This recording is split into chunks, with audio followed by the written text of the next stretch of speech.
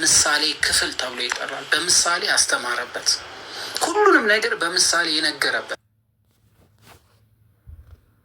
በዚህ መንገድ መሄድ እንዳለባችሁ ጭምር የተገለጠበት ትምህርትና ቁደሰዲራ ከነአርገኑ ማሊዮ ጀኔ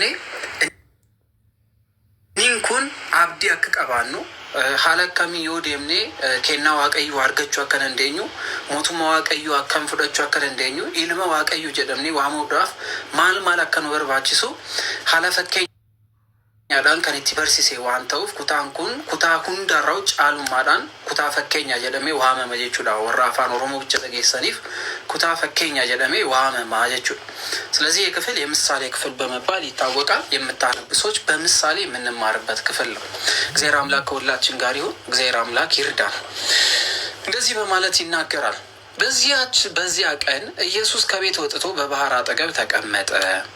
እግዚአብሔር አምላክ በዚያን ቀን ጌታችን ኢየሱስ ክርስቶስ ከቤት ወጥቶ በባህር አጠገብ ተቀመጠ በማለት ይነግረናል። እርሱም በታንኳ ገብቶ እስኪቀመጥ ድረስ ብዙ ሰዎች ወደ እርሱ ተሰበሰቡ። ሕዝቡም ሁሉ በወደቡ ቆመው ነበረ ማለት ነው። እነዚህ ሁሉ ሕዝቦች ጌታ ከአንደበቱ የሚያወጣውን ነገር የሚያስተምረውን ነገር ለመስማት ብዙዎቹ ተሰብስበው ይጠብቁታል ማለት ነው። ክርስቶስ የሚናገረውን ነገር ለመስማት ለማወቅ ማለት ነው። ስለዚህ የመጀመሪያውን ምሳሌ አንድ ብሎ ጀመረ። በደንብ እያያችሁ እሺ። ይሄ ክፍል ለሁላችን የሚጠቅም ክፍል ስለሆነ በደንብ መስማት አለብን። እንደዚህ አለ። የመጀመሪያው ምሳሌ ፈከኝ ሰተኮፋ ዳፍ አከስ ጀዴት የመጀቹ ብዙ ነገራቸው እንዲህም አላቸው። ብዙ ነገር ነገራቸው እንዲህም አላቸው። እነሆ አለ ዘር ሊዘራ ወጣ በማለት ይናገራል። ዘር ሊዘራ ወጣ ማን ነው? ገበሬው ማለት ነው። እርሱም ሲዘራ አንዱን በመንገድ ዳር ወደቀ ይላል። ስለዚህ ዘር ለዘራ የወጣው ገበሬ ዘሩን ይዞ በሚወጣበት ሳሌ አንዷ ምን ሆነች ማለት ነው? በመንገድ ዳር ወደቀች ማለት ነው። ኖርማል መንገድ፣ ያልታረሰ ያልተቆፈረ እርሻ የሌለበት ቦታ ላይ ማለት ነው ብሎ ጌታችን ኢየሱስ ክርስቶስ ይነግራቸዋል። ጌታችን ኢየሱስ ክርስቶስ ይነግራቸዋል ማለት ነው። ወፎች መጥተው በሉት ይላል። ወፎች መጡና በሉት በማለት ይናገራል። ስለዚህ ሌላም ብዙ መሬት በሌለበት በጭንጫ ይላል። ጭንጫ ማለት ድንጋይ ላይ ያለ ትንሽዬ አፈር ያለ ግን ድንጋይ ማለት ነው። ጭንጫ ማለት ትንሽዬ አፈር ያለበት ድንጋይ። ስለዚህ እዛ ላይ ምን አለ ማለት ነው? አንድ ፍሬ ደግሞ ወደቀ። ጥልቅ መሬትም ስላልነበረ ወዲያውኑ ምን አለ ይላል? በቀለ። ወዲያው በቀለ በማለት ይናገራል። ፀሐይ በወጣ ጊዜ ግን ጠወለገ። ፀሐይ በወጣ ጊዜ ጠወለገ። ስርም ስላልነበረው ደረቀ። ፍሪን ተኮ ከራረቡት ፍሪን ተኮ ሲ ከራረቲ ቦቴ ይችላል ሽምቢሮን ዶፍቴ ኛቴ ፍሪሳን ዋን ደቺ ኢናርገኔፍ ይችላል ደቺ ጋሪ ዋን ኢናርገኔፍ ገበሬን ፍሪ ፈጫሱ ዳፌሞ ከራራት ፍሪን ተኮ ቦቴ ይችላል ፍሪሳና ሽምቢሮን ዶፍቴ ኛቴ ፍሪን ኢሳ ተኮሞ ደጋረቡ ደጋ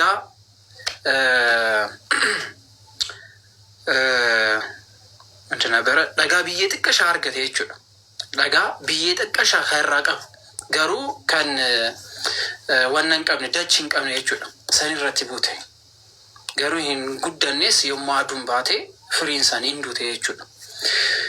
ስለዚህ እነዚህ ሁለቱ ምሳሌዎች ናቸው። ፈከኛ ዳፍ ቡሴ ይችላል ዋቀዩን አከፈከኛ ኑፍተው የካንማ ከንጉር ጋሩ ዳፍ ኑት ይመይረ ይችላል ከስር ላሉ ነው። እሺ አንዳንድ ልጆች ስላሉ ነው ከስር ላሉት ነው። እሺ ስለዚህ እነዚህ ሁለት ፍሬዎች የመጀመሪያው በመንገድ ላይ ወደቀ፣ ሁለተኛው ደግሞ በምን ላይ ወደቀ ማለት ነው? አፈር የሌለው ድንጋይ ላይ። አፈር የሌለው ድንጋይ ትንሽ የአፈር ያለው ግን ደግሞ ስር የማይበቅልበት ወደ ውስጥ የማይገባበት ላይ ወደቀ በማለት ይናገራል ጌታ። የመጀመሪያውን ወፍ በላው፣ ለምን ሲባል እርሻ ስለሌለው። ሁለተኛውን ደግሞ ስር ስላላገኘ ፀሐይ በወጣ ጊዜ የበቀለ ቢመስሎ ጠፋ ማለት ነው፣ ሞተ። ሶስተኛው ወይም ሌላኛው ሶስተኛው ደግሞ በእሾህ መካከል ወደቀ። እሾህም ወጣና አነቀው፣ እንዳይበቅል አደረገው። አከይም ቢቅል ወደ ይችሉ እንዳይበቅል አደረገው። በመልካም መሬት ላይ ያልወደቀ ስለሆነ ወጣ፣ ግን ደግሞ ተያዘ ማለት ነው። ወጣ ግን ተያዘ። ሌላው በመልካም መሬት ላይ ወደቀ። ሌላኛው በምን ላይ ወደቀ? መልካም የሚባል መሬት ላይ ወደቀ። አንዱ ወጥቶ አንዱ 60 አንደኛው 30 ፍሬ ሰጠ። አንዱ 100 አንዱ 60 አንዱ ደግሞ ብዙ ፍሬ ሰጠ። 60 100 30 ያማረ ፍሬ አወጣ። የሚሰማ ጆሮ ያለው ይስማ። ለጌታችን ኢየሱስ ክርስቶስ ምን አለ? የሚሰማ ጆሮ ካለው ይስማ። ስለዚህ ደቀ መዛሙርቱ ይሄ ነገር ግራ ገባቸው ማለት ነው። ደቀ መዛሙርቱ ጥያቄ ጠየቁት። ለምንድን ነው በምሳሌ የምታስተምረው አሉት። ጌታ ኢየሱስ ክርስቶስን ለምንድን ነው በምሳሌ የምታስተምረው? ማፈከኛ ዳኑ በርሲስተየደኒ ጋፈተን ጀችሉ። ስለዚህ ለምንድን ነው አንተ በምሳሌ ለእኛ የምታስተምረን? ጌታችን ኢየሱስ ክርስቶስ በምሳሌ ያስተምራችሁ ስለነበረ እርሱም መልሶ እንዲህ አላቸው፣ ለእናንተ የመንግስተ ሰማያት ምስጢር ማወቅ ተሰጥቷቸዋል፣ ለእነርሱ ግን አልተሰጣቸውም አለ። ስለዚህ የእግዚአብሔርን ትምህርት ለመረዳት ምን ያስፈልጋል ማለት ነው? ስጦታ ያስፈልጋል። ከእግዚአብሔር ዘንድ ያለ ስጦታ። ሞቱም ዋቀዩ ሆርዶ ፉዳፍ በርኖት ዋቀዩ ፍደቹዳፍ ኢሳ ክርስቶስ ይላን አመነኒ ሞቱም ማሳርገቹዳፍ ኬናን ዋቀዩን ወርባች ሰየቹ። የግዴታ የአምላክ ስጦታ አስፈላጊ ስለሆነ እግዚአብሔር አምላክ ካልሰጠን ልንረዳው ስለማንችል አምላክ ለእኛ እስካልሰጠን ድረስ ምናውቀው ስላልሆነ፣ ስለዚህ ለእናንተ ይህን የመረዳትና የመንግስተ ሰማያትን ሚስጥር ማወቅ ተሰጥቷቸዋል፣ ለእነርሱ ግን አልተሰጠም። ስለዚህ ለምንድነው ማይገባቸው? ለምንድነው ማይረዱት? ለምንድነው ማያውቁት? እያለን መጠየቅ ምናምን አያስፈልገንም ማለት ነው። ያን ያህል መጨቃጨቅ አያስፈልገንም። እግዚአብሔር አምላክ የሚረዱበትን ልብ እስከሚሰጣቸው ድረስ ሞቱም ዋቀዩ ሆርደፈኒ በረተኔ አመነኒ ፍለቹዳፍ ኬናን ዋቀዩ ዋን ባርበች ሳት ወይፍቸቹ አመንቲ ጉዳን ዋን ወርባች ሱፍ ከልብ የሆነ እምነት ስለሚያስፈልገን ማለት ነው። ስለዚህ እነርሱን መልሶ እንዲህ አላቸው፣ ለእናንተ የመንግስተ ሰማያትን ሚስጥር ማወቅ ምንድነው? አስሬ ሚስጥር የምትሉብን ለሚሉ ሰዎች ያው መንግስተ ሰማያት ምንድናት እያለን ነው። መንግስተ ሰማያት ምንድናት? ሚስጥር ናት ማለት ነው። ሚስጥር ናት። እንዲህ ዝም ብላ ግልጥ ዝም ብለን ጋልበን የምንገባባት አይደለችም። ለተረዳት ላወቃት ሚስጥር ስለሆነች፣ ስለዚህ ይህንን ለመረዳት የምን ስጦታ ያስፈልጋል? የመንፈስ ቅዱስ ስጦታ ያስፈልጋል። እግዚአብሔር አምላክ ለእኛ ሊሰጠን ስለሚገባ ማለት ነው። ስለዚህ ላለው ምን ይላል? ይሰጠዋልና ይበዛለታል። ከሌለው ግን ያለው እንኳን ይወሰድበታል። ላለው ሰው ምን ይላል? ይበዛለታል። ለሚጠቀምበት ለተሰጠው ስጦታው ላለው ስጦታውን በአግባቡ ለሚጠቀም ልቡ ክፍት ላለው የሌለውም ጭምር ይጨመርለታል። ነገር ግን ደግሞ ከሌለው ግን ያለውም እንኳን ምን ይደረግበታል? ይነጠቅበታል።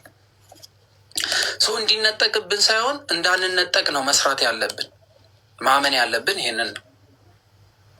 ከንቀቡ ፊ እንደበለማፊ ከኒንቀብ ኔፍሞ ከንቀቡ ሰኑማኑ ኢንፉደታ ማፍቼቹ ዳ ይሰራ ፉደቹ ዋንቀቡ ዋቀዮን ማፊዮ ጀኔ ቲንፈየደምኔ ነማፊንታኔ ዮካን ኦፊዳፍ ዋኒንታኔ ፊዮቹ ከንቀቡ ፍሞ ከኒቲ ፈየደሜፎ እቲ ደበለታ ማየቹ ዳ ደበለታ አርገቹ አንደንደው። ስለዚህ ተጨማሪ ሆኖ ላለው ምን ይሏል አለ? ይሰጠዋል። ስለዚህ እናንተ የመንግስተ ሰማያትን ሚስጥር ለማወቅ ምን ብሏቸዋል? ተሰጥቷቸዋል። ሰጪው ማን ነው? እግዚአብሔር አምላክ። ስለዚህ እኛ ተሰጥቶን እንጂ በራሳችን አውቀን ነው ተመራምረን ነው። ይህንም ያህል የእግዚአብሔርን ትልቁ ሚስጥር ለመረዳት እኮ ስጦታ ይፈልጋል። እኛ ጋር ቀላል የሆነው ወይም ለእኛ ቀሎን የሚታየው ለምንድን ነው ስንል ለእኛ በቀላል ሁኔታ እንድንረዳ ወይም ይሄ በቀላል መንገድ እንድናገናዝብ የሚያደርገን ስለተሰጠን ነው። ላልተሰጠው እስከ ለማወቅ በጣም ብዙ ካልኩሌት ይፈጅበታል፣ ብዙ ጊዜ ሊፈጅበት ይችላል። ሰው እግዚአብሔር አምላክ መረዳታችን እንድንጨምር ያድርግልን፣ መረዳታችንን ይጨምርልን። ስለዚህ እያዩ ስለማያዩ እየሰሙ ስለማይሰሙ ስለማያስተውሉም በምሳሌ ነግራቸዋለሁ አለ። እያዩ ምን ስለሚሉ ስለማያዩ ኢጃኒ አርገኒ ገሩ ዋንሰን ሁበቹዳፍ እንቀበኝቹዳ ኬና እንቀበል ኢንደጊያን ዋንሰን ሆርዶፈኒ ማላካት ያዳባሰኒ ፍዶቹዳፍ ላይ ኬና እንቀበኝቹዳ ካናፉ ኢስኒ ፈከኛ ዳኒ ሲምበርሲሳ ጀሪን ኢጃን አርገኒ ሞ ሂኑበታ ጀሪን ጉራ አንደጊያን ሞ ዋን ደጊያን ሰና አመነኒ ፍዶቹዳፍ ላይ ሀሚሌ እንቀበኝቹዳ ካናፉ ዋን ቀበን ዋን ኢሳኒፍ ከነሜው ኢሳን ረፉዳ ተማይቹ ስለዚህ ያላቸው እንኳን እስከሚነጠቅ ድረስ ይደርሳል ማለት ነው። ስለዚህ እያዩ ስለማያዩ እየሰሙ ስለማያስተውሉ የሚመለከቱትን ለማይገነዘቡ ሰዎች ለነሱ ይሄ ነገር አይገባቸው። ነገር ግን ደግሞ ጥቂት ተነግሯቸው ለሚነገራቸው ሰው ግን በምሳሌ ይነገራቸዋል ማለት ነው አለና ነገራቸው። ለዚህ ነው በምሳሌ የምነግራቸዋል። ለዚህ ነው በምሳሌ ማስተምራችሁ። መስማት ትሰማላችሁ አታስተውሉ። ደገወን ደጌሰኒ ዋን ጀደሙም አደባፈተኒ ኑ በተኒ ማየት ታያላችሁ አትመለከቱም። ኢጃናር ጉዳፊን አርገተን ገሩ ዋን አርጊተን ከነሌ አደባፍተኒ ቤኩደን እንደሰን ጀ ነምኒን ጀቸ እኒን አፋን ኢሳኬ ሰቡ ፍቀቹ ከን እንደንደኘፍ ጀዳየቹ። ስለዚህ እናንተ መስማት ትሰማላችሁ፣ ለመስማት ግን ይከብዳችኋል። የምትሰሙትን አታስተውሉትም። ማየት ታያላችሁ፣ ታምር ሲደረግ ድንቅ ነገር ሲደረግ ከሰው ልጅ አይምሮ በላይ የሆኑ ነገሮች ሲከወኑ እንኳን እየተመለከቱ ያንን ለመቀበል ስለማይችሉ በአይናችሁ እንዳያዩ በአይን እንዳያዩ ይቻና አካሂን አርኪ በጆራችሁ እንዳይሰሙ ጉራዳን አከሂን ጨቀስ ነ በልባቸው እንዳያስተውሉ ለጴ ሳኒዳን አከሂኑ በል ተመልሰውም እንዳልፈውሳቸው እረዴቤ አካኒሳን ብሊሳይን ባፍን የዚህን ህዝብ ልብ ደንድኗል፣ ጆሯቸው ደንቁሯል። ስለዚህ ልባቸውም ጆሯቸው ምን ብሏል? ደንድኗል። እውነት የሆነውን ነገር መቀበል ተስኗቸዋልና በአይናቸው ፊት እየተደረገ ያለውን ነገር እንኳን አምኖ ለመቀበል ስላልቻሉ ይሄ ጌታችን ኢየሱስ ክርስቶስ ሲያስተምር፣ ሙት ሲያስነሳ፣ ጆሮ ሲከፍት፣ ሽባን ሲያራምድ፣ የማይራመደው ሲያቀና፣ የሚያስተምረውን ትምህርት እየሰሙ አልቀበልም ስላሉ ስለነሱ እየነገራቸው ነው። ስለዚህ ምን ብሏል? እነዚህን መልሼ ልፈውሳቸው እንዳልፈውሳቸው ልባቸው ደንድኗል አለ። ሰው ልቡ ሲደነድን ለማይረባ ነገር ተሰላልፎ ይሰጣል። እግዚአብሔር አምላክ ከዛ ሰው ህይወቱ ስለሚወጣ የእኛ ችግር ይሆን። ስለዚህ አይናቸውን ጨፍነዋል የሚል የኢሳያስ ትንቢት በእነርሱ ይፈጸማል አለ። ዱርሴ ከንዱበቴ ኢሳያስ ዋን ቱሬፍ ጀቻል ጀሪን ኩን ይቻኔ አርገኒ ገሩ ዋን ኢሳን አርገን አዳባሰኒን ቤከን ጉራዳን እንደጊያን ገሩ ዋን ኢሳን ደጊያን ማላካቴን ቤከኒ ነሞኒን ኩን ለጴ ኢሳን ያከሂኑ ርዶፍኔ ዮካንም አካሂኑ ወኔ ጎደኔ ራ ጀዴ ዋን ዱበቴ ጀቻል። ስለዚህ ይሄን አድርጓል ብሎ ስለተናገረ እነዚህ ሰዎች በኢሳያስ ትንቢት ላይ ያለው ዛሬ በእነሱ ተፈጸመ በማለት ጌታ ይናገራል ማለት ነው። ከዛ ወዲያ ግን ይመልስና ለሐዋርያቱ ምን ይላል? የእናንተ ግን አይኖቻችሁ ስለሚያዩ ጆሮቻችሁ ስለሚሰሙ ብፁዓን ናችሁ። ኢሲን ከም ፊለተምተኒ ይርቱ ጀዳኒ ዋን ኢጃን አርገተን ዋን ይላልተኒፍ ዋን ዱበተም ዋን ሁበተኒፍ ኢሲን ወሮታ ፊለተመን ኬሳ ኢሱ ተኮዳ ጀዴ ይትሂመ የቹን ከነዛ መካከል አንዱ ናችሁ ብሎ ይናገራል።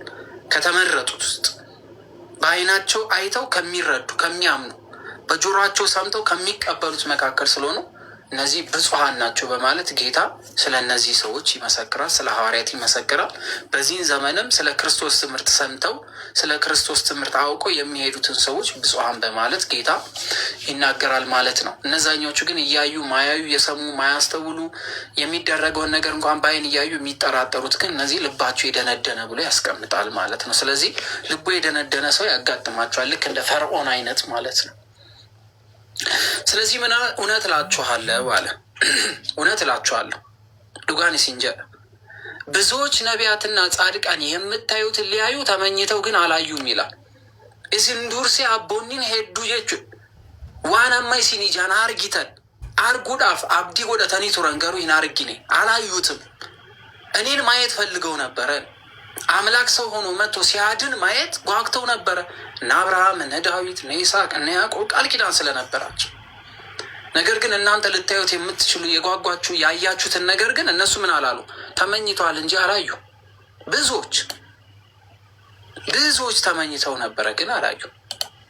የምትሰሙትንም ሊሰሙ ተመኝተው ነበረ። ዋናማይ ሲንጠጌ ሰንካና ጠጌው ዳፍ አብዲ ጎደተኒ ቱረንገሩ ይንጠጌኝ ወይም አልሰሙ። ለምን? ሞት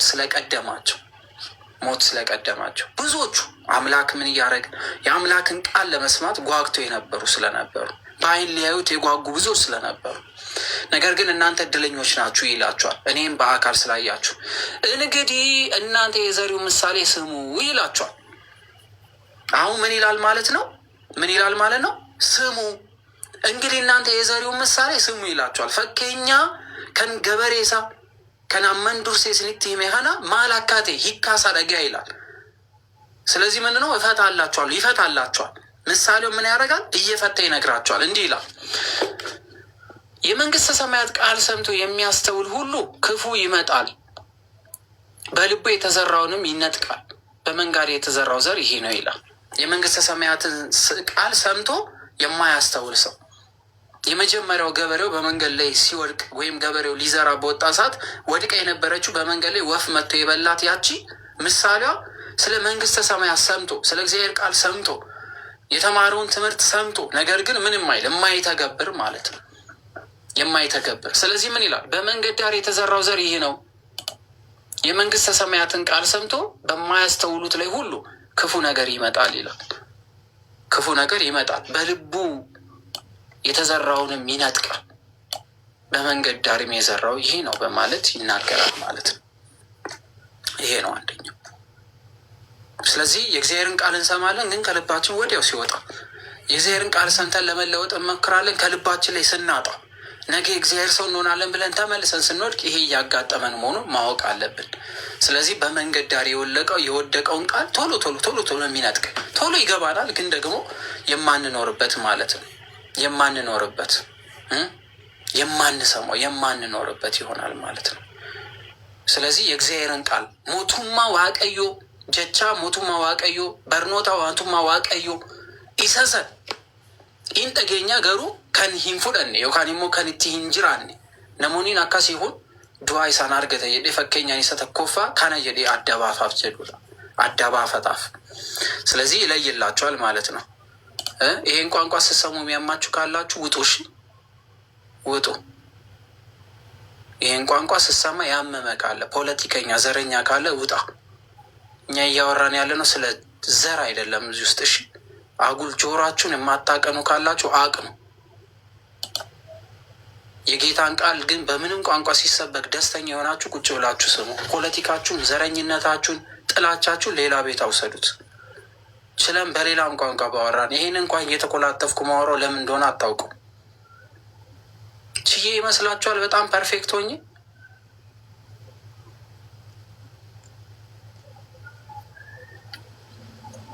ስንት ሰው ከስር እየተማረ እንደሆነ አታውቁም እናንተ። ይሄን ቋንቋ ብቻ ሊሰሙ የተዘጋጁ ልጆች ከስር ቁጭ ብሎ ስንት ሰው እየተማረ እንደሆነ አታውቁም። ስለዚህ አርፋችሁ ቁጭ በሉ።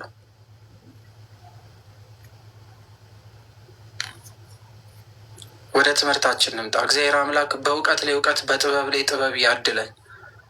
ብዙ ቋንቋዎችን ችለን እንደ ቅዱሳን ሐዋርያት ባስተማር እና በቻለን።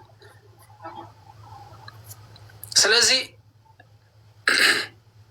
የመንግስት ቃል ሰምቶ በማያስተውል ላይ ሁሉ ክፉ ይመጣል። ምን ይላል? ክፉ ይመጣል፣ በልቡ የተዘራውንም ይነጥቃል። በመንገድ ዳር የተዘራውም ይሄ ነው በማለት ይናገራል። ይወድቃል። ስለዚህ የሆነ መልካም ነገር ሲኖር ቶሎ ብሎ የሚወስድ፣ የሆነ መልካም ነገር ሲመጣ ቶሎ ብሎ የሚነጥቅ፣ የሆነ ጥሩ ነገር ሲመጣ ቶሎ ብሎ የሚወሰድብን ነገር ካለ በመንገድ ላይ የወደቀ ዘርን ይመስላል። ስለዚህ አንዱ ይሄ ነው አላቸው። በጭንጫ ላይ የተዘራው ይህ ቃሉን ሰምቶ ወዲያው በደስታ የሚቀበለው ነው ይላል። ጭንጫ ማለት ትንሽ የአፈር አግኝቶ ግን ደግሞ ከስር ደግሞ ስሩ እንዳይወጣ ወይም የዛ ፍሬ ስር ወደ ታች እንዳይወርድ የዛ ፍሬ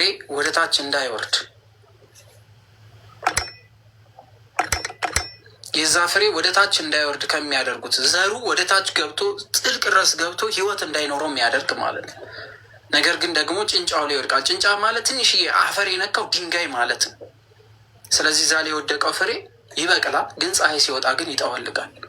ስለዚህ ስለሱ እየነገራቸው ነው። እነዚህ ቃሉን ሰምተው ቶሎ የሚቀበሉ ናቸው አለ። ጀቻ ዋቀዮ ሙደጋ እንደፈኒ ከንፉቀተ ከንሀየመ ilma waaqayyo ta'uudhaaf kan abdii qaban dafanii kan fudhatan jedha. Jarriin kun isaan kana fakkaata. ነገር ግን አለ ለጊዜው ነው እንጂ በእነርሱ ስር የለውም ይላል። ጊዜedhaaf malee abdii hedduun qaban yookaan immoo long time hin qaban jechuudha. ረዥም የሆነ ጊዜ የላችሁ። በቃሉ ምክንያት ምን ይላሉ? መከራ ወይም ስደት በሆነ ጊዜ ወዲያው ይሰናከላሉ። በክርስትና የሚመጣ ችግር ሲያጋጥማቸው ክርስቶስን ለመካድ የሚፈጥኑ ናቸው። እነዚህ ከሃይማኖት ለመውጣት የሚፈጥኑ ናቸው። ቃሉን ቶሎ የሚሰሙ ችግር እስከመጣ ድረስ ያሉ የሚመስሉ ነገር ግን ልክ ችግር ሲፈጠር ጋፋ ሮኮን ዱፌ ጋፋ አመንቲ ጀቤና ከን አገር ሲስ ነው የሙ ጋፈን ሰንዱፍቴ ከንደፈኒ አመንታ ከሰባ አንጀቹ ለጀሪንኩን እንደዚህ አይነት ሰዎች ከሃይማኖት በጣም በፍጥነት ምን የሚሉ የሚወጡ ናቸው። ሃይማኖት ለቀው የሚወጡ ሃይማኖትን የሚቀይሩ እንደነዚህ አይነት ጭንጫ ላይ የበቀለ ዘርን ይመስላሉ ይላል። እነዚህ እኮ ያመኑ ናቸው። አራቱም እኮ እምነት ያላቸው ናቸው። ልብ አላቸው። መሬቷ ልብ ናት። ገበሬው ደግሞ ክርስቶስ ነው። ዘሩ ደግሞ ቃሉ ነው። ስለዚህ ቃሉን የሚሰሙ ግን ልባቸው መንገድ ዳር እንዳለ ወይም ደግሞ ጭንጫ ላይ ልክ እንዳሉ ያሉ አይነት ሰዎች ብሎ ይነግረናል። ስለዚህ ከጭንጫው ነን ያለ ነው። መከራ በመጣ ጊዜ እንጸናለን። የሃይማኖት ጥያቄ ሲመጣ ጸንተን እንቆማለን። ፈተና ሲመጣ ጸንተን እንቆማለን። ስለዚህ እነዚህ ሰዎች በቃሉ ምክንያት መከራ ወይም ስደት በሆነ ጊዜ የሚሰናከሉ ናቸው። ሁለተኞቹ ገበሬው ዘርቶ ጭንጫ ላይ የወደቁት ማለት ነው። ሌላው በእሾህ መካከል የተዘራውን ይህን ቃል የሚሰማ ነው ብሎ ይነግራል። የጌታን ቃል የሚሰሙ ሶስተኞቹ በእሾህ መካከል የሚበቅሉ የነዚህ ዓለም ሀሳብና የባለጠግነት መታለል ቃሉን ያነቃል፣ የሚያፈራም ይሆናል፣ የማያፈራም ይሆናል በማለት ይናገራል። እነዚህ ሰዎች እግዚአብሔርን ቃል መስማት የሚወዱ ናቸው። ነገር ግን በዛው በተጨናነቀ ነገር ውስጥ በቅለው ለመታየት ይሞክራሉ፣ ግን ዘር ፍሬ የላቸው። እንደነዚህ አይነት ሰዎች ናቸው ብሎ ይናገራል። ሶስተኛው ፍሬ የወደቀባቸው እነዚህ ለሀብት ለገንዘብ የዓለም ዝና ወደኋላ የሚጎትታቸው ይሄ በቃ ይሄ ዓለም የምትወደውን ነገር ሁሉ ወደኋላ የሚጎትታቸው ከእግዚአብሔር ጋር ለመኖር የሚፈልጉ ግን ዓለም የምትስባቸው ጃለል አዱኛ ከኒሳኒ ረሂምባ ነው የቹ አብዲ ጎደተኒ ጀቻ ዋቀዮን ደጋኒ ገሩ ፍሪ ሳኒ ራይ አርገቹ እንደንደ ማፊዮ ጀኒ ጃለላ ማለቀ ጃለላ አዱኛ ዋንቀበን ይፈጩ። ስለዚህ እነዚህ ሶስተኞቹ እንደነዚህ አይነት ናቸው። እሾህ መሃል ይበቀሉት ይላል። ስለዚህ እነዚህ ፍሬ አይገኝባቸው። በመልካም መሬት የተዘራው ይላል ደቺ ጋሪ ከናርገቱ ፍሪ ዳፍ ከንሚጃ የተዘጋጀ የሚጃዋ ከንቴ መልካም የሆነ መሬት ለእርሻ የተዘጋጀ ለፍሬ የተዘጋጀ መሬት የተዘራበት ቦታ የተዘራውን ይህን ቃሉን ሰምተው የሚያስተውሉ ናቸው በማለት ይናገራል። አራተኛ እርሱም ፍሬ ምን ይላል? ያፈራል። አንዱ 100 አንዱም 60 አንዱም 30 ያደርጋል። ስለዚህ መልካም ልብ ያለው የእግዚአብሔርን ቃል የሰማ የሚኖረው የሚተገብረው የሚታይና የሚጨበጥ በአምላክን ፊት የሚመሰከርለት አንዳንዱ እንደ እድሉ ወይም ደግሞ እንደ ስጦታው መልክ 100 ያፈራል፣ አንዳንዱ 60 ያፈራል፣ አንዳንዱ 30 ያፈራል እንደ ስጦታው። ስለዚህ ይሄ መልካም ልብ ያለውና በብዙ ነገር እግዚአብሔር አምላክ የሚወደው የሚሆነው አራተኛው ይሆናል ማለት ነው። ስለዚህ ከነዚህ ከአራቱ የትኞቹ ነን እኛ? መልካም ልብ ያላቸው ወይስ በጭንጫው ላይ ጭንጫ ልብ ያለን ወይንስ ደግሞ ወፍ ሊበላው የሚችል ዝም ብሎ ለጥ ያለ መንገድ ላይ ያለ ወይንስ ደግሞ በእሾህ መካከል የበቀልን ነን እኛ? የትኛውን የእግዚአብሔርን ቃል እየሰማን ያለ ነው? ይህ የራሳችን ጥያቄ ነው። ይቀጥልና እነዚህን አራቱን ምሳሌ ከተናገረ በኋላ የዘርዘሪው ምልክት ይሄ ነው። ስለዚህ እንደዚህ ይላቸዋል። ሌላ ምሳሌ ያቀረበላቸው እንዲህም አለ። ሌላ ደግሞ ተጨማሪ የሆነ ምሳሌ ሰጠ። ግን በዚህ በመጀመሪያው ክፍል ላይ በዚህ በማቴዎስ ወንጌል ምዕራፍ 13 ላይ ልንረዳው የሚገባው ነገር አራቱ ምሳሌዎችን ለይተን ማወቅ መቻል አለብን። ገበሬው አምላክ ነው። ወደዚች ምድር መጥቶ የእግዚአብሔር የሆነ ሕያው የሆነን ቃል ማስተማሩ ለሰው ልጆች የሚገባ የሰው ልጆች ፍሬ እንዲያፈሩበት የተገለጠ ትምህርት ማስተማሩ ምሳሌ ነው የገበሬው። መሬት የተባለው ልባችን፣ መሬት ተብሎ የተጠራው ልባችን ነው። ልባችን 4 አይነት መልክ አለው። መልካም የሆነ ልብ አለ፣ እሾህ የበቀለበት ልብ አለ፣ ጭንጫ የሆነ ልብ አለ፣ እንዲሁም ደግሞ ዝም ብሎ ወፍ ሊበላው ዝም ብሎ ያልጠነከረ የማይዝ ያልበረታ ልብ አለ። ከአራቱ ልብ ውስጥ አንዱን እንድንመርጥ ይነግረናል። መልካም ልብ ያለው እያለን ፍሬዎቹ ቃሉ ናቸው፣ ወንጌል ነው።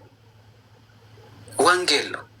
ኢየሱስ ክርስቶስ በዚህ ምድር ላይ ተመላልሶ ያስተማረው፣ ነቢያት ያስተማሩት፣ የቀደሙት አባቶች ያስተማሩት ትምህርት ነው። ስለዚህ ከነዚህ መካከል አራተኛውንና መልካም ልብ የተባለውን እርሱን የያዘ ሰው የዘላለም ሕይወት ይኖራል ማለት ነው። ስለዚህ ይህንን ማወቅ ይኖርብናል።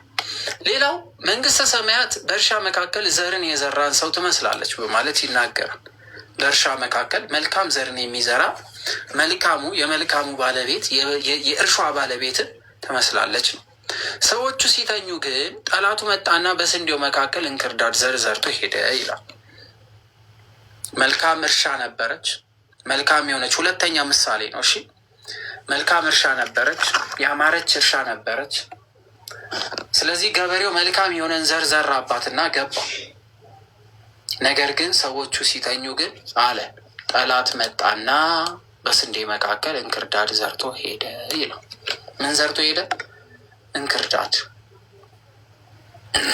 ምንድን ነው የዘራው? እንክርዳድ። እንክርዳድ ማለት ታውቃላቸው፣ አረም አይችልም።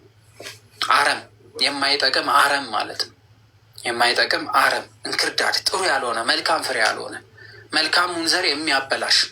ስለዚህ መልካም ገበሬው መልካም በሆነ መሬት ላይ መልካም ዘርን ዘርቶ ሲገባ፣ ነገር ግን ጠላት መጣና ደግሞ ምን አደረገ አለ? በመልካሙ ዘር ላይ መጥፎውን ዘር ዘራ። መጥፎውን ዘር ዘራ ይለናል። ስንዴውንም በበቀለና በአፈራ ጊዜ እንክርዳዱ ደግሞ ያን ጊዜ ታየ ይላል። ልክ መልካም ነገር ሲበቅል፣ ልክ ስንዴው ሲበቅል፣ ጥሩ ነገር መብቀል ሲጀምር እንክርዳዱም አብሮ መታየት ጀመረ። እንክርዳዱ አብሮ መታየት ጀመረ። ስለዚህ የባለቤቱ ባሪያዎች ቀርበው ይላል። ምሳሌነቱ ለማን ነው የሚለውን እናያለን። የባለቤቱ ባሪያዎች፣ ለባለቤቱ ባሪያ የሆኑት ቀርበው ጌታ ሆይ መልካም ዘር በእርሻ ዘርተህ አልነበረምን ብለው ይጠይቁታል። መልካም የሆነን ዘር በእርሻ ዘርተህ ካልነበረ ብለው ይጠይቁታል። ምኖቹ? የባለቤቱ ባሪያዎች። ምሳሌው ለማን እንደሆነ እናየዋለን ራሱ ስለሚፈታው። እንክርዳዱ ከወዴት አገኘ አሉትና ጠየቁት። መልካም ዘር ነበር የዘራከው፣ ነገር ግን እንክርዳድ በቅሏል። ስለዚህ እንክርዳዱን ከወዴት መጣ?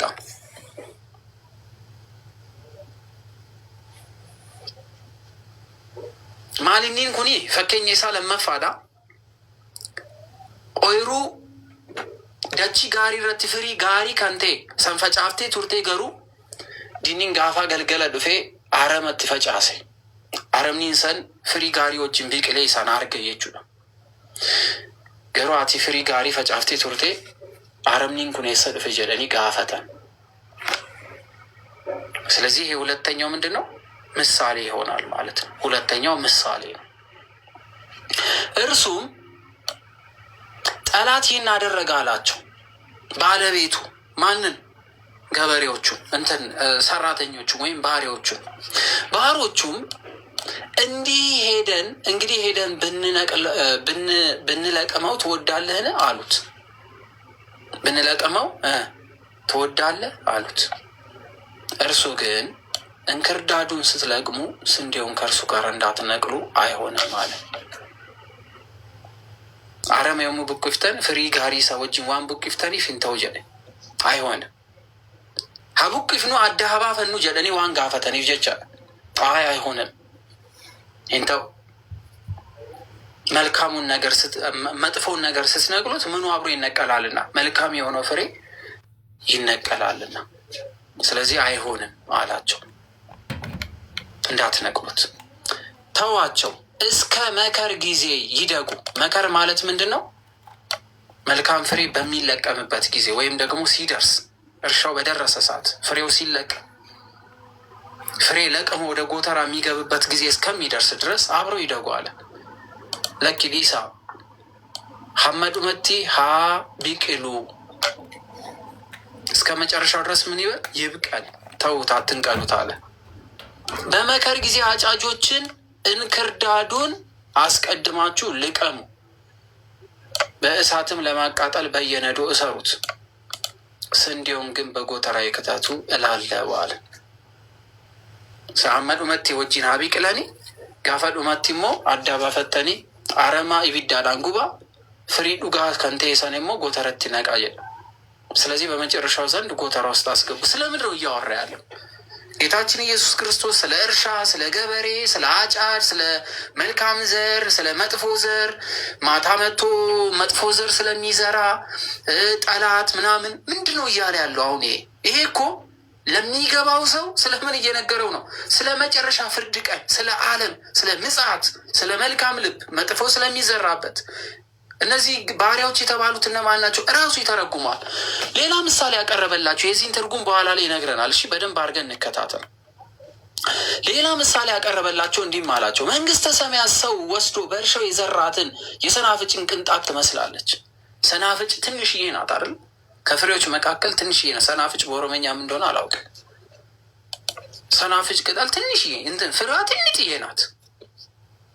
ነገር ግን እርሷ ከዘር ሁሉ ታንሳለች። በጣም ሚጢጥዬ ከመሆኗ ከዘሮች ሁሉ በጣም አናሳ ናት። ባደገች ጊዜ ግን ከአታክልቶች ትበልጣለች። የሰማይ ወፎች መጥተው በቅርንጫፏ እስኪያርፉ ድረስ ዛፍ ትሆናለች። ስለዚህ የሰናፍጭን ፌጦ አመሰግናለሁ ኩሚ። ስለዚህ ይቺ ፌጦ ብለን ወይ በኦሮምኛ የምታወቀው ወይም ሰናፍጭ የምትባሏ በጣም ከፍሬዎች መካከል አናሳ ናታ። ነገር ግን ስትተከል ትልቅና ዛፍ ትሆናለች፣ ቅርንጫፍ ታወጣለች። እላዋ ላይ ደግሞ ወፎች መጥተው እስከሚያድሩባት እስከሚሰፍሩባት ድረስ ትልቅ ዛፍ ትሆናለች። ሌላ ምሳሌ ነገራቸው፣ እንዲህም አለ፣ መንግስተ ሰማያት ሁሉ እስኪ ቦካ ድረስ ሴት ወስዳ በ3 መስፈሪያ ዱቄት የሸሸገችውን እርሾ ትመስላለች። ኢየሱስም ሕዝቡን ይህ ሁሉ ምሳሌ ተናገረ። በነቢዩ በምሳሌ አፍ እከፍታለሁ፣ ዓለም ከተፈጠረ ጀምሮ የተሰወረውን እናገራለሁ የተባለው ይፈጸም ዘንድ አስቀድሞ ትንቢት ስለነበረ ምን ስለነበረ ትንቢት አስቀድሞ ለሰው ልጆች የተነገረ ለጌታ ለኢየሱስ ክርስቶስ የተነገረ በምሳሌ እንደሚያስተምር የተነገረ ትንቢት ስለነበረ እሱ ይፈጸም ዘንድ ይህ ሆነ። በዚያን ጊዜ ሕዝቡን ትቶ ወደ ቤት ገባ። ጌታችን ኢየሱስ ክርስቶስ ሕዝቡን ትቶ ወደ ምን ገባ ይላል? ወደ ቤት ገባ። ደቀ መዛሙርቱም ወደ እርሱ ቀርበው የእርሻውን እንክርዳድ ምሳሌ ተርጉምልን አሉት። የመጀመሪያውን ተርጉመህልናል። ነገር ግን በእርሻ መካከል ስለነበረው ይሄ መጥፎ ዘር የዘራው ገበሬ የተባለው አገልጋዮች የተባሉት እንክርዳዱን ከመልካሙ ዘር እንለይ የተባለው ምንድን ነው? ንገረን አሉት። ተርጉምልን። እርሱም መልሶ እንዲህ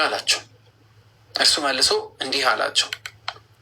መልካም ዘር የዘራው ሰው መልካም ዘር የዘራው ማን ነው አለ? የሰው ልጅ ነው። ኢልመ ለመጀለማ መልካሙን ዘር የዘራው ያው በቃ እንደፈለጋችሁ ተርጉሙት። እሺ መልካም ዘር የዘራው የሰው ልጅ ነው አለ። ጠፍቶብኝ ነው ኦሮመኛ ካወራው ረዥም ጊዜ ስለሆነኝ ለዛ ነው። ስለዚህ መልካም ዘርን የዘራው የሰው ልጅ ነው በማለት ይናገራል። ስለዚህ ገበሬ ተብሎ የተጠራው መልካም ዘር የተባለው ማን ነው? የሰው ልጅ ነው አለ። ማን የሰው ልጅ? ኢልመነመ ጀደሜ ከንዋም ሜኤኙ የጀኑ ጎፍታን ከኛ ኢየሱስ ክርስቶስ ነው፣ ወይም ደግሞ ጌታችን ኢየሱስ ክርስቶስ በዚህ በዮሐንስ ወንጌል ምዕራፍ 1 ቁጥር 14 ላይ ቃልም ስጋ ሆነ ብሎ ስለሚናገር ቃል ምን ስለሆነ ስጋ ሆነ። ስለዚህ ጌታችን ኢየሱስ ክርስቶስ ምን ተብሎ ተጠርቷል?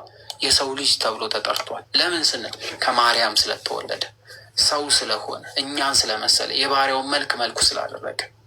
ስለዚህ ኢየሱስ ክርስቶስ የሰው ልጅ ተብሏል። ደግሞ የሰው ልጅ ብቻ ሳይሆን እርሱ የእግዚአብሔር ልጅም ተብሎ ተጠርቷል ማለት ነው። ስለዚህ መጽሐፍ ቅዱስ ከሁለት ባህሪ አንድ ከሁለት አካል አንድ መሆኑን ይናገራል ማለት ነው ይናገራል። ስለዚህ እርሻው ዓለም ነው አላቸው። መልካም ዘር ሊዘራ የመጣው እርሱ የሰው ልጅ ነው አለ። ለምን? ሰው ሆኖ ለሰው ልጆች ሁሉ የሚገባ የህይወትን ቃል ምን ስላለ? እያስተማረ ስለነበረ። መልካም የነበረውን ዘር መልካም የነበረውን ህይወት ምን እያደረገ ስለሆነ? እያስተማረ ስለነበረ። ስለዚህ ምን አላቸው ማለት ነው? መልካም ዘር የዘራው የተባለው የሰው ልጅ ነው፣ እሱም ኢየሱስ ክርስቶስ ራሱ መሆኑ ሲነግራቸው እርሻው ዓለም ነው አለ። እርሻው ምንድን ነው? ዓለም ነው። ይሄ እኛ የምንኖርበት ዓለም እርሻ ነው። በዚህ ዓለም ውስጥ የእግዚአብሔር ቃል ተዘርቷል። አሁን እየሰማን ያለነውም ዘር ስለሆነ ስለዚህ እግዚአብሔር አምላክ ምን ዘርቷል? መልካም የሆነ ዘር መልካም የሆነውን ዘር ለሰው ልጆች የሚጠቅመውን ህይወት የምናፈራበትን መልካም የሆነ ዘር ለዚህች ዓለም ምን ብሏል? ዘርቶልናል። ነገር ግን መልካሙ ዘር የመንግስት ልጆች ናቸው በማለት ይናገራል። መልካም ዘር የተባሉት የመንግስት ልጆች የእግዚአብሔርን ቃል ሰምተው እግዚአብሔር አምላክ የሰጠን ለሰው ልጆች የተሰጠውን ይህንን እውነተኛ የሆነ ቃል ሰምተው የሚቀበሉ ሰዎች መልካም ዘር የመንግስት ልጆች ተብሎ ይጠራሉ። እንክርዳዱ የክፉ ልጆች ናቸው ይላል። እንክርዳድ ማለት መልካም ነገር የሌላቸው፣ ግብር የሌላቸው፣ ከእግዚአብሔር ቃል የተጋጩ፣ ክፋትን፣ መጥፎን ነገር ወደዚች ዓለም የሚያስገቡ፣ የሰዎች መረጋጋትን የማይቀበሉ፣ የአምላክን ትምህርት የማይቀበሉ የአዳ መታ ኦፊሳን ይቀበተኒ ከን አዱኛ ከይሰ ከንጅራት የጁ እንክርዳድ ተብሎ ይጠራሉ። እነዚህ ፍሪ ጋሪ ከኒሳን ረቲ ናርገምን ጀቻ ጋሪ ከኒሳን ረቲ ናርገን። ስለዚህ እንክርዳድ ተብሎ ይጠራሉ በዚህ ክፍል ላይ። ስለዚህ መልካም ዘር የመንግስት ልጆች ሲሆኑ መልካም የተባሉት የአምላክን ቃል የሚሰሙ የሚያዳምጡ እግዚአብሔር አምላክን ልጆች መሆን የሚፈልጉ ሲሆኑ እንክርዳድ የተባሉት ግን የዲያብሎስን ስራ የሚቀበሉና እግዚአብሔር የማይወደውን ስራ ሁሉ የሚያደርጉ ናቸው። ስለዚህ የዘራው ደግሞ ማን ነው? የእንክርዳዱ ዘር ባለቤት የሆነው ጠላት ዲያብሎስን ይላል። ዲኒን ከኛ ይንን ተኩ ከንተ ኤኙኒ ዲያብሎስ ዮካን ሸይጣን ብቻ ላይ ይችላል። ሰይጣን የሰው ልጅ ጠላት። ስለዚህ ጠላት ዲያብሎስ ምን አላለ? መልካሙን ዘር ላይ መጥፎውን ዘር ዘርቷል አለ። እግዚአብሔር አምላክ የሰው ልጆችን መልካም አድርጎ ነው የፈጠረው። የሰው ልጆችን ልብን ንጹህ አድርጎ ነው የፈጠረው። በባህሪ ንጽህና እርሱን እንድንመስል ተደርገን የተፈጠር ነው። ነገር ግን በመልካሙ ልብ ላይ ግን ክፉን ነገር ግን የዘራው ደግሞ ዲያብሎስ ነው፣ ሰይጣን ነው በማለት ይናገራል ጌታ። ይሄ ነው ትርጉሙ አላቸው። መከሩ የዓለም መጨረሻ ነው አለ። መከር የተባለው የዓለም መጨረሻ ነው፣ በመጨረሻው ዘመን ማለት ነው። የሰው ልጆች ማብቂያ ጋፋ ዱሚንሳ አዱኛ ተነየች የዓለም መጨረሻ። አጫጆች ደግሞ መላእክቶች ናቸው ይላል። ይህን ክፍል በደንብ እያያችሁ እሺ። የሚያጭዱት እነማን ናቸው አለ? መላእክት ናቸው። ባህሪያ ተብሎ የተጠሩት የሚታዘዙት፣ የሚያበጥሩት፣ የሚለዩት እነዚህ ምንድን ናቸው አለ? መላእክት ናቸው አለ። ስለ ማን ነው እየተናገረ ያለው? ጌታ ኢየሱስ ክርስቶስ። እነርሱማ ምን ብለው ነበር? ዓለም ላይ ያለውን ክፉ ነገር ሁሉ እንጨደው ብለው ነበር። እናጥፋው፣ መልካሙን ከመጥፎ ለይተን መጥፎቹን እናጥፋቸው ብለው ጠይቆት ነበረ። ምን አለ? አይ ተው፣ መጥፎውን ስታጠፉት ምኖቹን መልካም ነገር የሆነውን እንዳለ ነቅሎ ያጠፋል። ስለዚህ ታገሷቸው፣ የመከር ቀን አለ፣ የምለይበት ቀን አለ፣ ታገሱ ብሏቸው። ስለዚህ ዓለም ላይ ክፉ ነገር ሁሉ በዝቶ የምንመለከተው ይሄ ሁሉ ሁከት፣ ይሄ ሁሉ ሰዎችን የመበረስ፣ ይሄ ሁሉ ጥላቻ፣ ይሄ ሁሉ መጥፎ ነገር በዓለም ውስጥ ያመጣው ጠላት ዲያብሎስ ነው። የእሱ ልጆች ደግሞ ምን ይባላሉ? እንክርዳዶች ተብሎ ይጠራሉ። የእግዚአብሔርን ቃል የሚሰሙ የተጨነቁ፣ የሚያለቅሱ፣ የሚያነቡ፣ ዘውትር ሁልጊዜ በእንባ የሚታጠቡ እነዚህ ደግሞ የጌታ ልጆች የመንግስቱ ልጆች ተብሎ ይጠራሉ። እንግዲህ አለ ክርስቶስ እየነገራቸው እየተረጎመላቸው ነው። እንክርዳድ ተለቅሞ በእሳት እንደሚቃጠላል መልካም ያልሆነ ዘር የያዘው እንክርዳድ ተለቅሞ ከመልካሙ ዘር ጋር አብሮ ስለማይቀላቀል እንክርዳድ ተለቅሞ ወደ እሳት እንደሚቃጠል ሁሉ በዓለም መጨረሻ እንዲህ ይሆናል አለ። ስለዚህ መጥፎች ሁሉ በጠቅላላ ምን ይልባቸዋል? ፍርድ ያገኛሉ። እግዚአብሔር የሌለ የሚመስለው ሁሉ እቺን ቀን ያይጠብቃታል። የመጨረሻው ጊዜ ሁሉም ይፈረድበታል።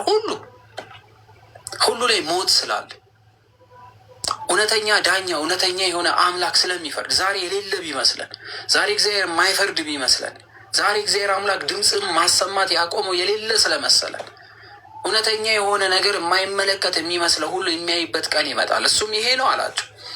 በዓለም መጨረሻ እንዲህ ይሆናል። ስለዚህ ዓለም ማብቂያ አላት፣ ጊዜ አላት። እርሱ አምላክ ስለሆነ ደግሞ የሰው ልጅም ስለሆነ በሚገባን ቋንቋ እየተረጎመ ይነግረናል። መጨረሻ ላይ ትለቀማላችሁ፣ በመጨረሻ ላይ ፍርድ አለ፣ ክፉ የሆኑ ሁሉ ይቀጣሉ እያለ እንክርዳዶች እንደሚቃጠሉ እንደሚሞቱት ሁሉ እነዚህ ወደ እሳት ይጨመራሉ ይላል። የሰው ልጅ መላእክቱን ይልካል። የሰው ልጅ የሚባለው ራሱ ጌታ ኢየሱስ ክርስቶስ ነው። የሰው ልጅ የሚባለው ጌታ ኢየሱስ ክርስቶስ ነው። ኢልመነ መከን ጀደሜ ከን ሞጋፈቤ ከን ዋመሙ ኢሰ ጎፍታ ኢየሱስ ክርስቶስ ማፊው ጅራኔ ሀዳመሌ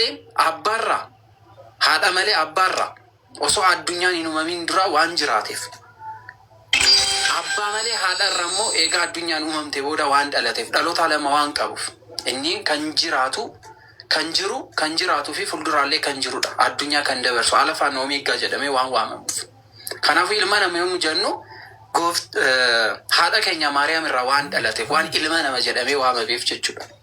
ስለዚህ የሰው ልጅ መላእክቱን ይልካል አለ። የሰው ልጅ መላእክት ስልጣን አለ። መላእክትን እስከ መላክ ድረስ ኃይል ያለው ስጦታ ያለው። ስለዚህ የሰው ልጅ ምን ይላል? ይልካል።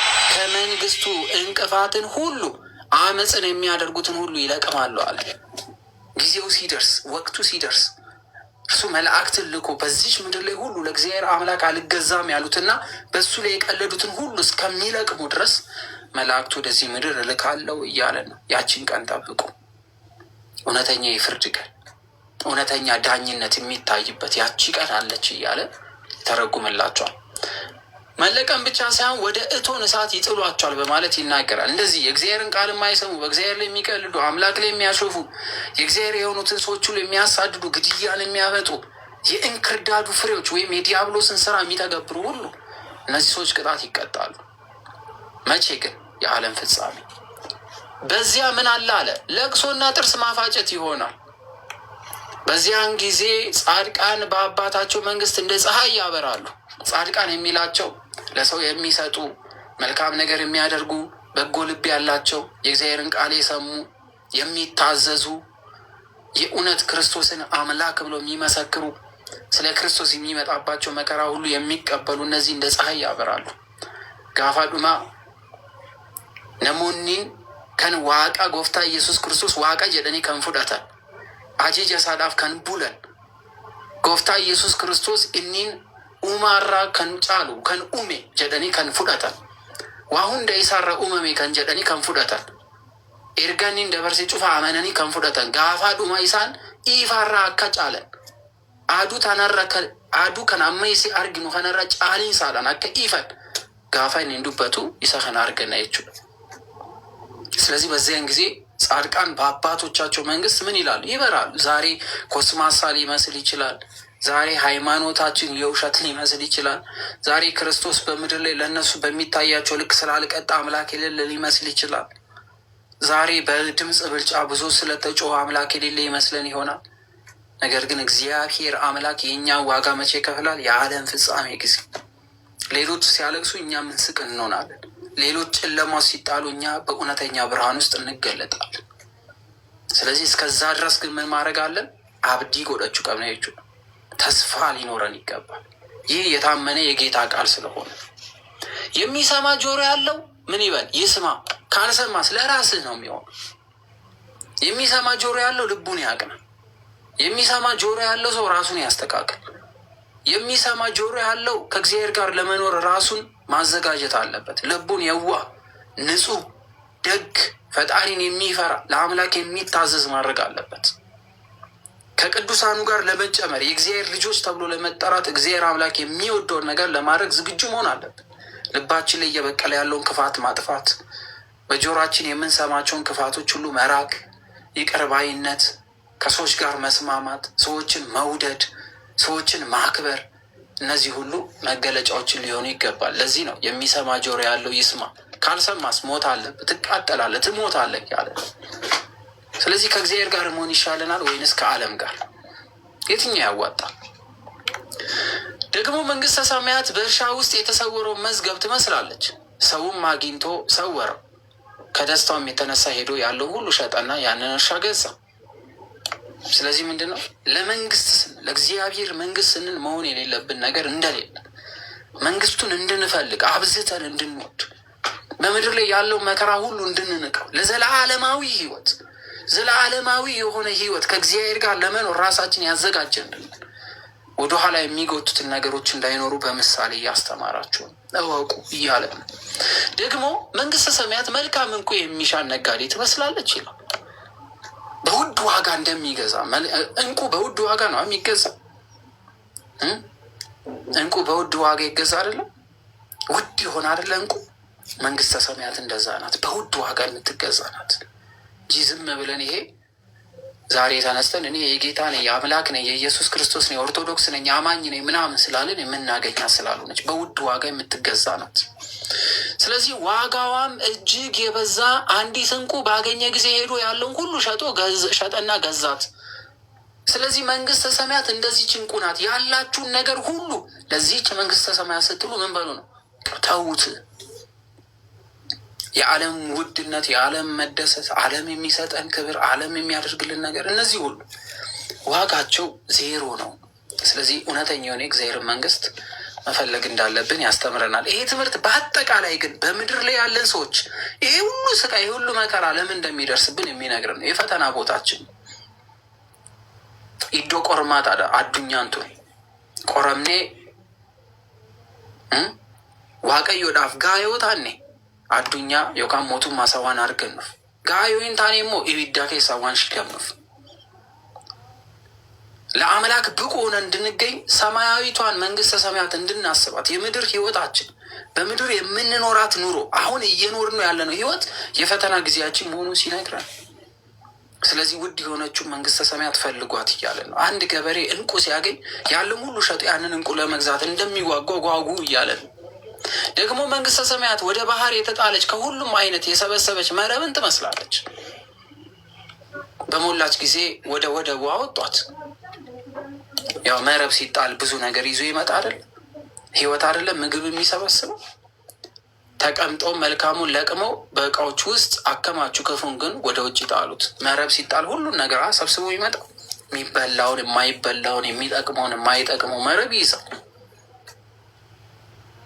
የሚጠቅመውን ወስዶ የማይጠቅመውን ይጥሉታል። መንግስተ ሰማያት እንደዚህ ያለች ናት። የሚጠቅም የሚገባባት፣ የማይጠቅም ወደ ውጭ የሚወረወሩባት። የዘላለም ህይወት የሚፈልጉ ሰዎች በዚች መረብ ውስጥ ሆነው በጌታ ቃል ውስጥ ተጠምደው ለዛች ቃል የታመኑ የሚጠቅም ሆኖ ከተገኙ ወደ መንግስቱ የሚገቡበት፣ ካልሆነስ የሚጣሉበት። ግን ለዘላለም አስቡት፣ ለዘላለም ማልቀስ አስቡት፣ ለዘላለም መጨነቅ አስቡት፣ መንደድ፣ ዘላለማዊ የሆነ ሞት አይከብድም? ለጥቂት እድሜ በዚች ዓለም ውስጥ 50 60 80 ዓመት ለምንኖራት ህይወት ምድራዊ በሆነ ዝና ውስጥ፣ ምድራዊ በሆነ ሀብት ውስጥ፣ ምድራዊ በሆነ ኩራት፣ ምድራዊ በሆነ ማንነት ውስጥ ተውጣል ዘለዓለማዊ የሆነ የእግዚአብሔር መንግስት ማጣት። ስለዚህ ልክ እንደዚህ ነው። መልካሙን ለቅመው በእቃዎች ውስጥ ያኖራሉ፣ ክፉን ግን ወደ ውጭ ይጥሉታል። ስለዚህ በሞላች ጊዜ ወደ ቦ ያወጣታል። ለምን? ደግሞ መንግስተ ሰማያት ወደ ባህር የተጣለች ከሁሉ አይነት የሰበሰበች መረብን ትመስላለች። መንግስተ ሰማያት እንደዚች ናትና በውስጧ ብዙዎች ይመጣሉ፣ ግን ማይጠቅሙ ይጣሉባታል። ከሚጣሉት ከማይጣሉት መሆን አለብን። እግዚአብሔር ይወቅ። በዓለም መጨረሻ እንዲህ ይሆናል አለ። ስለ ዓለም መጨረሻ የሚያውቅ አምላክ ስለሆነ የሰው ልጅ የዓለም መጨረሻ መቼ እንደሆነ አያውቅ። ነገር ግን እርሱ የሰው ልጅ ብቻ ሳይሆን እርሱ የእግዚአብሔር አብ የባህሪ ልጅም ጭምር ነውና፣ እርሱ ስጉ ቃል ነውና፣ እርሱ መለኮታዊ ባህሪን ከስጋ ባህሪ ጋር አንድ፣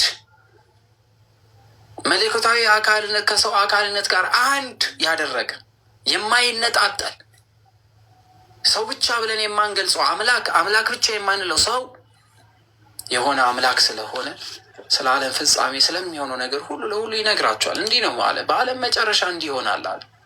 በመጨረሻው ዘመን መላእክት ወጥተው ኃጢአተኞችን ከጻድቃን መካከል ይለዩዋቸዋል። ዛሬ የሚያንቋሽሿቸው፣ ዛሬ ትርጉም የላቸው የሚሏቸው፣ ዛሬ የሚቀልዱባቸው፣ ዛሬ የሚያሾፉባቸው በኋላ ይለቅሟቸዋል፣ ያበጥሯቸዋል፣ ይለዩዋቸዋል። ለምን? የእርሱ ናቸው። ክብሩ መገለጫዎቹ እኮ ናቸው። መላእክት እንደዚህ ዝም ብለን እንደምናወራላቸው አይደለም። ዝም ብለን ይሄ እንደምንለፈልፈው አይደሉም። ወይ ዝም ብለን እንደዚህ በዚህ ጋር ሚካኤል እንደዚህ ገብርኤል ምናምን ብለን እንደምናወራው አይደለም። የእግዚአብሔር መንግስት ከምድራዊ ዓለም የተለየ የሆነ ስለሆነ እኛ በአይምሯችን ለክተን ሰፍተን ቆጥረን ምናምን እንደምናስቀምጠው ያለ አይደለም። ስለዚህ መላእክት መጥተው ኃጢአተኞችን ከጻድቃን መካከል ይለዩቸዋል፣ ወደ እቶን እሳት ይጥሏቸዋል። ዛሬ ናቃቸው ሁሉ ያዋል። ያኔ ሲጨምር ምን ያህል እግዚአብሔር አምላክ ያከበራቸው እንደሆኑ ያኔ ይረዳዋል። እግዚአብሔር አምላክ የእሱ ክብር መገለጫዎቹ አድርጎ እራሱን በእነሱ ላይ እንዴት እንደሚያሳይ፣ ክብሩን በእነሱ ላይ እንዴት እንደሚገልጥ ያኔ ሲጨምረው ይረዳል። እስከዛ ድረስ ግን ይቀልዳል፣ ያሾፋል። ስለዚህ ወደ እቶነ እሳት ምን ይላል? ይጥሏችኋል አለ። በዚያ ለቅሶና ጥርስ ማፋጨት ይሆናል። ኢየሱስም ይህን ሁሉ አስተዋላችሁን አላቸው። አስተውለናል። አሁን እኛ ዛሬ የማቴዎስ ወንጌል ምዕራፍ 13 ስለሆነ እየተማርን አስተውለናል፣ እያስተዋልን ነው። የመጀመሪያው ምሳሌ፣ ሁለተኛው ምሳሌ፣ ሶስተኛው ምሳሌ፣ የገበሬው ምሳሌ፣ የመሬቱ ምሳሌ፣ የመረቧ ምሳሌ፣ የሰናፍጯ ምሳሌ፣ የእንክርዳዱ ምሳሌ፣ የመልካም ፍሬ ምሳሌ።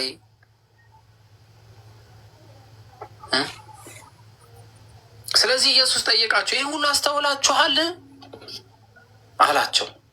እነሱ ምን አሉ? አዎን አሉት። አሁን አስተውለናል። መስማትና ማስተዋል የተለያዩ ስለሆነ መስማትና ማስተዋል ይለያያሉ። መስማት ማንም ሊሰማ ይችላል። የሰማውን ማስተዋል ግን የተሰጠው ብቻ ነው። ማየት ሁሉም ሊያይ ይችላል። የምናየውን ነገር ግን ማመን ግን የተለየ ነው። መንካት ሁሉም ሊነካ ይችላል። የፍቅር አነካክና የጥላቻ አነካክ የተለዩ ናቸው። መራመድ ሁሉም ሊራመድ ይችል ይሆናል። ነገር ግን ለመልካም ልብ የሚራመዱና ለክፉ የሚራመዱ ግን የተለያዩ ናቸው። ስለዚህ ኢየሱስ ጠየቃቸው፣ በምሳሌ ያስተማረውን ትምህርት ሁሉ ይህን ሁሉ አስተዋላችሁን አላቸው። እነሱም አዎ አሉት። እግዚአብሔር አምላክ አስተውለን የመንግስቱ ወራሽ እንድንሆን ያርገን፣ የእርሱ ቅዱስ ፍቃድ ይሆን። እርሱም መልሶ ስለዚህ መንግስተ ሰማያት ደቀ መዝሙር የሆነ ጸሐፊ ሁሉ ከመዝገብ አዲሱንና አሮጌውን የሚያወጣ ባለቤት ይመስላል አላቸው። ደግሞ ይመስላል። ስለዚህ የመንግስተ ሰማያት ደቀ መዝሙር የሆነ ጸሐፊ ሁሉም ከመዝገብ አዲሱንና አሮጌውን የሚያወጣ ባለቤትን ይመስላል አላቸው። አሮጌውንም አዲሱንም የሚያወጣ ስልጣን ያለው ማህተሞቹን ሊፈታ የሚችል እውነተኛ የሆነ ዳኝነት የሚፈርድ በፊቱ የተደበቀ ነገር ስለሌለ የጨለማም የብርሃንም አምላክ እሱ ስለሆነ እኒ ዋቃ ዱካናቲስ ዋቃ ይፋቲስ ዋን ቴቭየቻ ዋን ይሰዱረት ዋን ዶከቴ ወኒን ተካሌ ዋን እንጅሬፍ። ስለዚህ በልባችን በምድር ስንኖር የምንጽፋት ነገር በእሱ ፊት ምን ያለች የተገለጠ ስለሆነ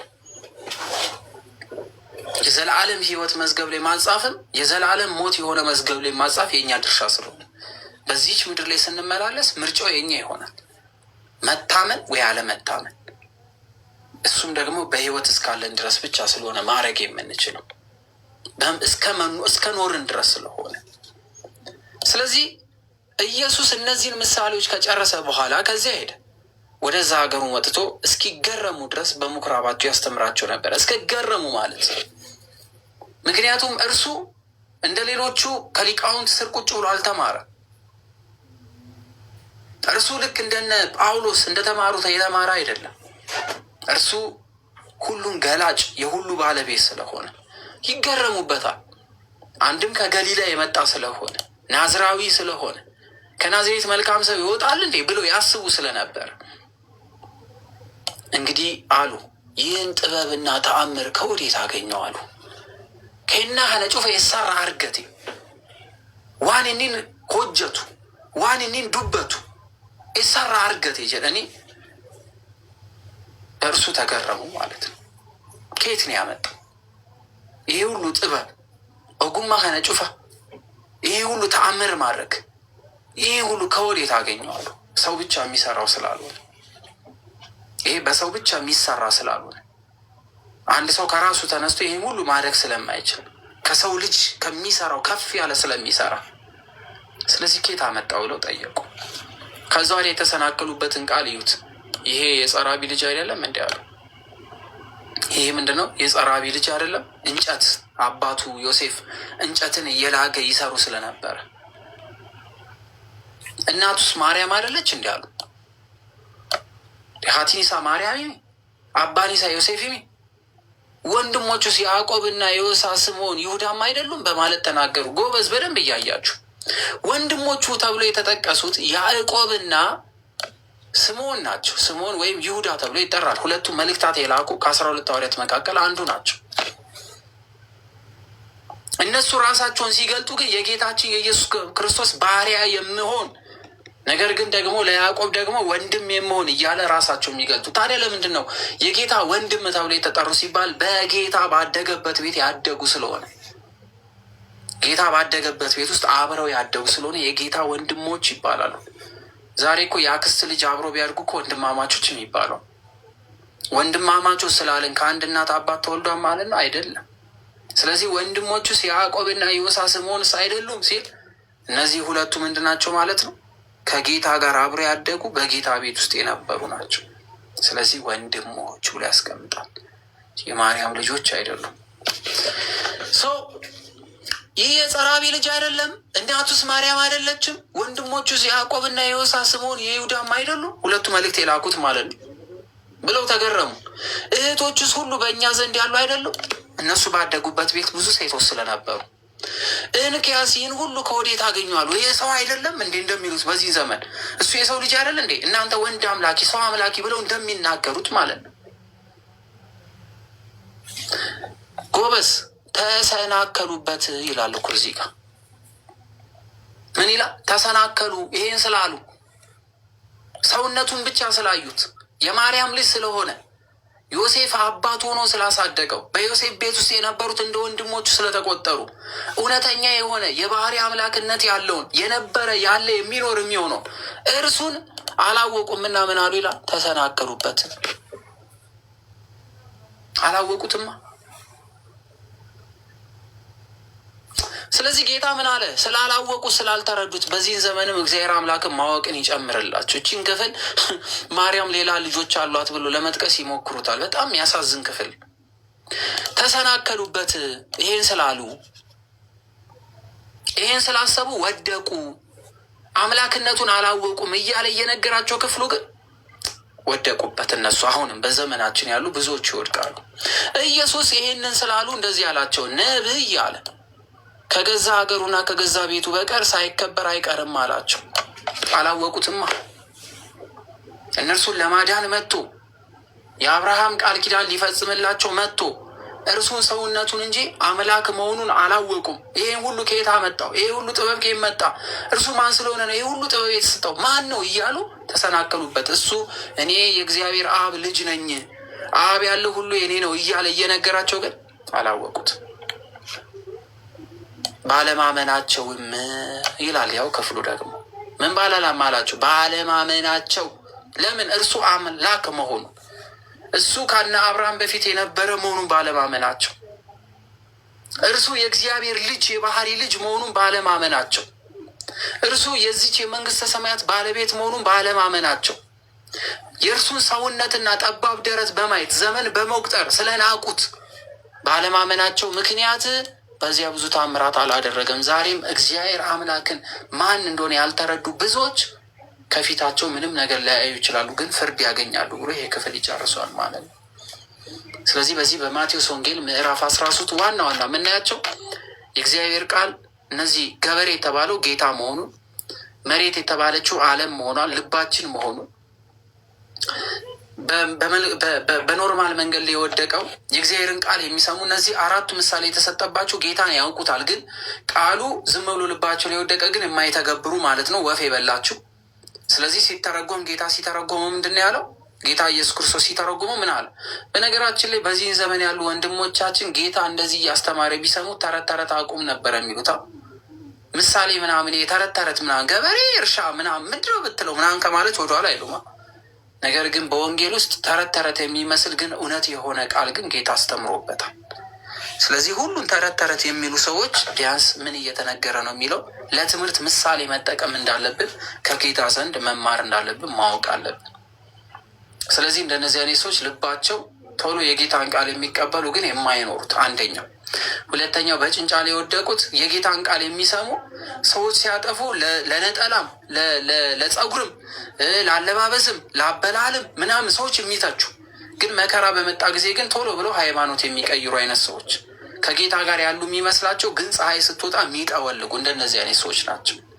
በሾማሌ የወደቁት ሀብት፣ ንብረት፣ ዝና፣ አለ ምናምን ገዝቷቸው ምኞት ገዝቷቸው ግን ወደ ጌታ ያልመጡ ግን ቃሉን ይሰማሉ ግን ፍሬ የሌላቸው አራተኞቹ ግን መልካም ልብ ያላቸው በአካልም በሰውነትም በአይምሮም በህሊናም ለጌታ የተገዙ ሰዎች ናቸው።